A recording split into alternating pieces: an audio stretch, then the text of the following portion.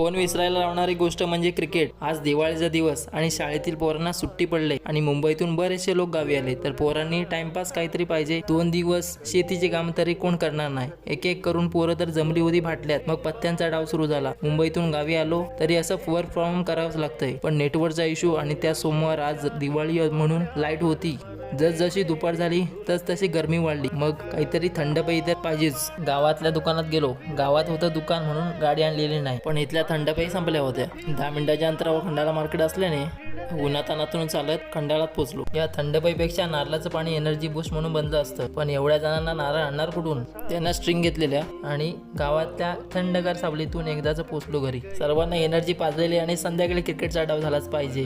गावाकडे संध्याकाळ आणि सनसेट बघत क्रिकेट कधी संपून जातं हे कळतच नाही। असे वाटते की संध्याकाळ संपलीच नाही पाहिजे। आत्ताच्या जनरेशनमध्ये फोन विसरायला लावणारी एकच गोष्ट म्हणजे क्रिकेट।